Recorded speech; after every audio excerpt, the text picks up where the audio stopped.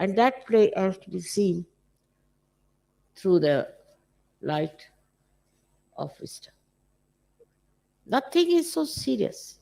For Sahajogis, nothing is so serious. But he becomes very serious and he makes too much ado about himself. There are lots of things which we have to learn. When we worship Shiva, we praise him. You are this, you are that, you are that. When you worship me also, you praise me. You are this. I am not aware of all that you say. But you say, all right. If you say so, it's all right. You are this, you are that. There are 1,000 names of Shiva, 1,000 name of the goddess, 1,000 name of Vishnu. These are their names you are worshiping. What about you people? How many names you can have? Actually, in the puja, when you take the names of these Shaktis, they also get awakened with it, no doubt. After puja, you do feel that way. But you don't utilize them. So many people I've seen have come in the puja and they have got that power within themselves. Same powers. But by the time they are out, it's finished. It's gone. So, surrendering has another side, assumption. Assumption that I am a Sahajogi and I can absorb all these powers within myself. So, one side is surrendering. Why to surrender? To absorb. Automatically, when you are surrendered, you absorb. But once you have absorbed, then you should retain and assume within yourself, know that you have these powers. There where Sahajogis fail more. First time it happened, no Sahajogi would touch anybody, raise anybody's Kundalini, this thing, that thing. We had at least 50 Sahajogis by then. I said, now what to do? I have prepared these channels and nobody is even raising their fingers. How am I going to work it out? Very difficult. But once it happened, we had a program in Nasik Road and I was staying in Nasik. It's about, I think, 30 miles from there. So we reached halfway and our car failed. And nobody, no other car was coming, nothing, no support, nothing. I didn't know what to do. But all the Sahajogis had arrived there. And such a big crowd. They started saying, when is Mataji coming? When is Mataji coming? Such a pressure. So they said, all right, we'll give you realization. Sit down. And they gave realization. That's the first time the Sahajogis started knowing that they can give realization, they can do this, they can do that. They all started after that. So assumption should be there, that I have these powers. I'm not going to waste them. I'm going to use them. I'm going to look after others. I'm not going to just keep to myself. This assumption has to come. Once I was traveling by ship and one fellow got caught up in the freeze room and he got pneumonia. So the captain came to me that, see, this boy has got pneumonia. We have to get some doctor by helicopter. I said, Captain, I've given you realization. You are a doctor.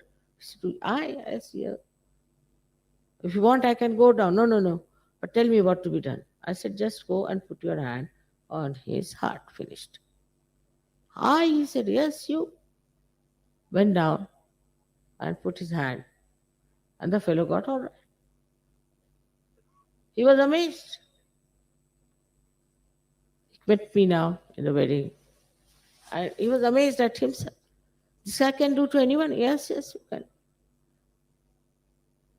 But if you do not assume and just sit down meditating, surrendering, What's the use? So, you have to do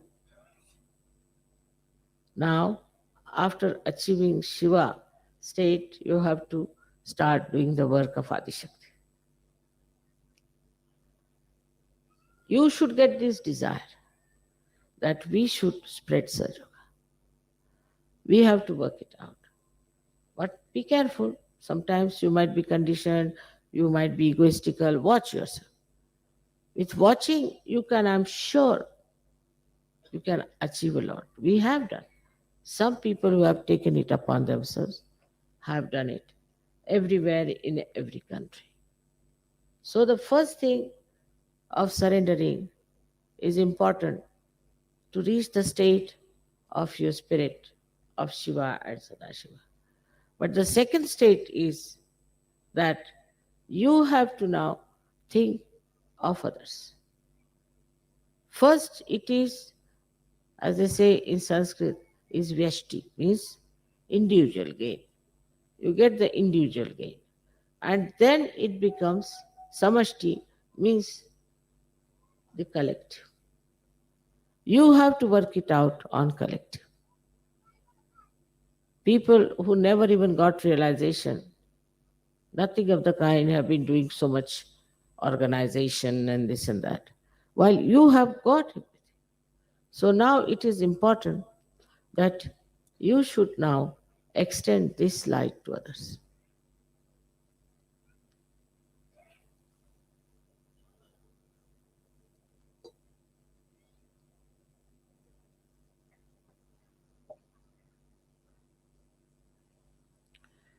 माफ करिए, मुझे अंग्रेजी में बात करनी पड़ी। यहाँ बाहर से काफी लोग आए शिव जी की पूजा में, आज तक ऐसे कभी हुआ नहीं था। और शिव जी के बारे में आप लोग बहुत कुछ जानते हैं और उनकी सारी कहानियां भी आपको सबको मालूम, लेकिन उसका सार क्या है, उसका तत्व क्या है, शिव जी का तत्व क्या है, वो जानना चाहिए। सो शिव जी जो है, उनको कोई चीज छूती नहीं। कोई उनको कुछ भी कहे और जाके माफी मांग ले, कहते हाँ भाई जा माफ। उनको कोई चीज, मान अपमान, सुख दुख, कोई चीज उनको छूती नहीं। वो शिव जी बिल्कुल सब चीज से अलग, मुक्त, जिसे कि आदि शंकराचार्य ने शिवोहम कहा। तो पहले आदि शंकराचार्य के समय में शिवोहम की बात हो रही थी। यही बात हो रही थी कि मैं शिव हूं, ठीक।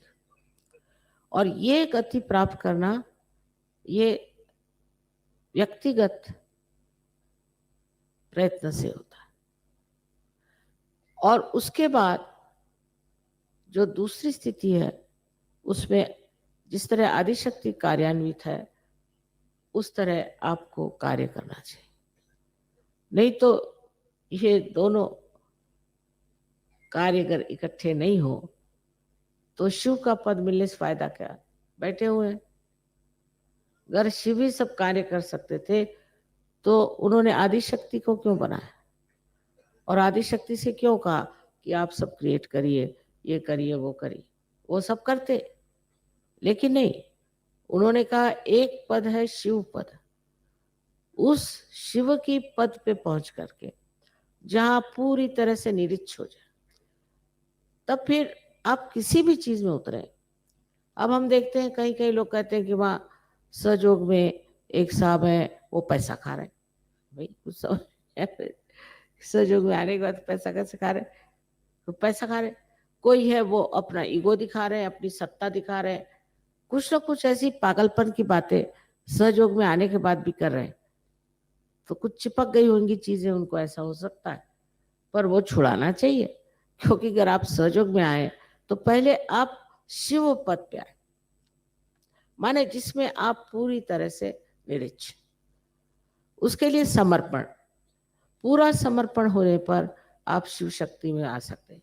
शिव की जो शक्ति है वो यही है कि वो बिल्कुल निरुच्छ, उनके ऊपर कोई चीज का असर ही नहीं आता, ना उनमें अहंकार है और न ही उनमें कोई किसी तरह के भी संस्कार।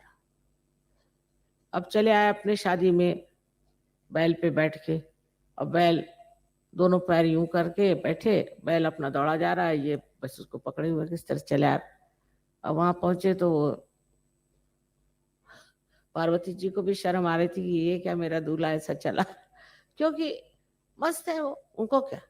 अबे ये नहीं कि घोड़े पे बैठ के और उनके आगे बारात चले, अब बारात में सारे, किसी का एक आंख तो किसी के दांत गिरे हुए तो किसी का कुछ, तो इस तरह लोग लिए चले जा रहे हैं, क्योंकि उनको ये सब चीजों की अ, कोई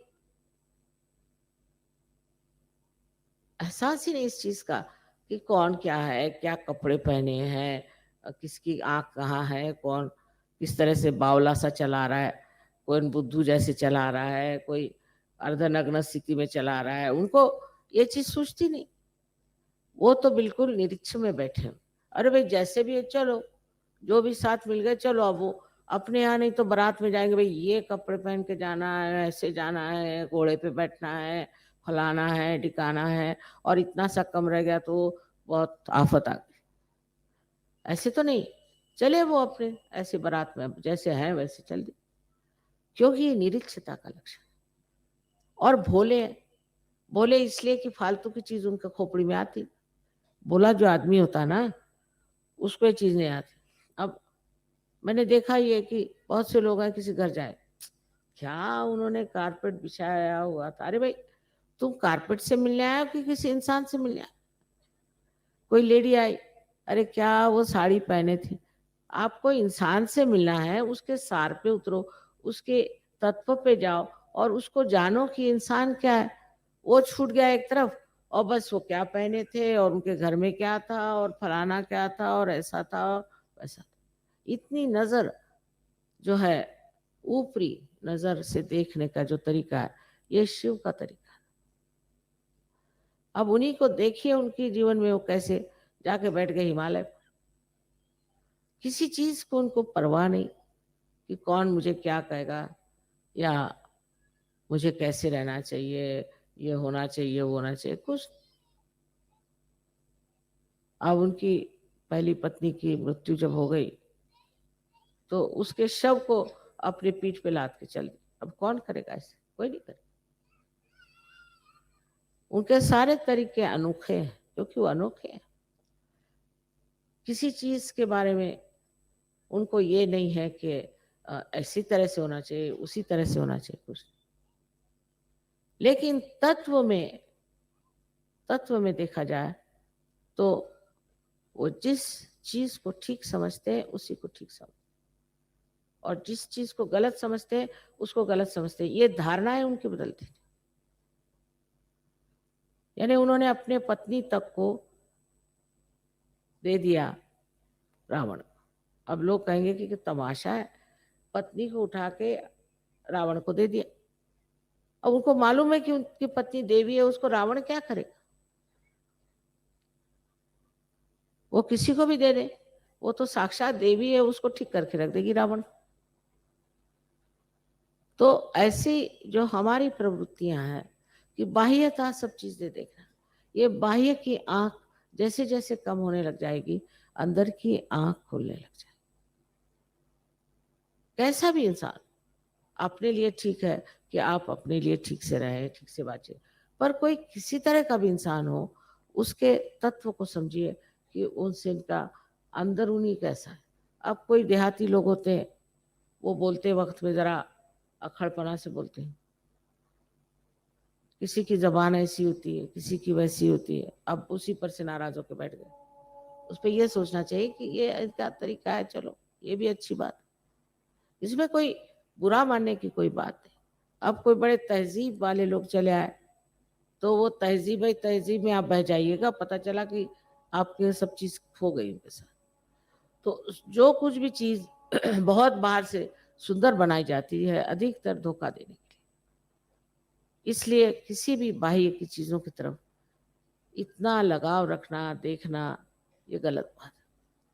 अब आजकल के जो तरीके चल पड़े हैं, आप देख रहे हैं इस संसार में, खासकर अपने देश में, जो बाहर की संस्कृति यहाँ आ रही है, कितनी उसमें बाह्य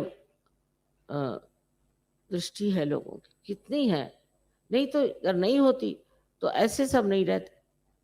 गांधी जी थे बेचारे, वो अपनी धोती पहन करके पहुंच गए लंदन।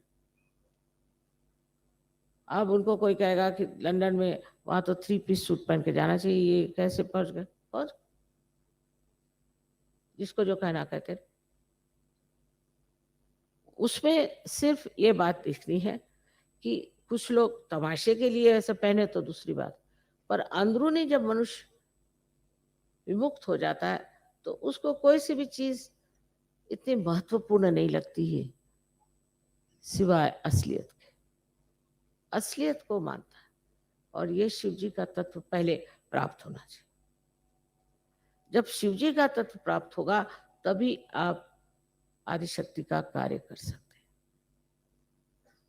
अब कार्य तो करने लगे और शिव जी का तत्व प्राप्त नहीं हो तो किस पे इसका असर होने वाला? आप स्वयं शिव हैं और फिर जो कुछ कार्य कर रहे हैं वो कितना सुंदर हो सकता है। किसी ने कुछ कह दिया, कुछ गालियां भी दे दी, कुछ भी कर दिया तो क्या? इसकी व्याख्या श्री कृष्ण की है सिद्ध प्रज्ञ शिव की स्थिति की, कि जहां कुछ भी हो रहा है होने, किसी के कहने से क्या मतलब, लेकिन अंदर का जो तत्व है वो साफ होना चाहिए। अंदर का तत्व बिगड़ना नहीं चाहिए। और दूसरों में अगर बिगड़ा भी है तो भी कोई अर्ज नहीं, उसको आप ठीक कर सकते हैं। दूसरों को आप बुरा कहेंगे लेकिन अपने को नहीं कहेंगे तो आप कभी नहीं ठीक हो सकते। ये शरणागत होने का मतलब ये है कि जो कुछ भी अपने अंदर इस तरह की चीजें हैं उसका त्याग करते जाना, त्याग करते जाना, त्याग करते जाना। अंत में जो एक स्वच्छ शुद्ध स्वरूप आपका आत्मा है, उसके दर्शन से ही आप आनंदित हो जाए, और वो आपको पूरी तरह से इतना समर्थ बनाएगा, इतना समर्थ कि आप आश्चर्यचकित होंगे कि इतनी समर्थता हमारे अंदर कहां से है। आज शिव जी की पूजा होनी चाहिए और हो रही है, और आप लोग भी इस वक्त वही समर्पण के भाव से बैठे। और जो समर्पण का दूसरा हिस्सा है जिसमें कि हमने ये पाया है, हम आत्म साक्षात्कारी हैं, हम लाखों में एक, ये हमें प्रदान हुआ है, आशीर्वाद मिला है, और हम इसमें कितना योगदान देते हैं, कितना कर पाते हैं, इसका भी अंदाजा लगाना चाहिए। ऐसे तो आप लोग वाकई मेरी तो कल्पना से बाहर है, क्योंकि मैंने कभी नहीं सोचा था कि इतना परिवर्तन मनुष्य में आ सकता है, कभी नहीं समझा था।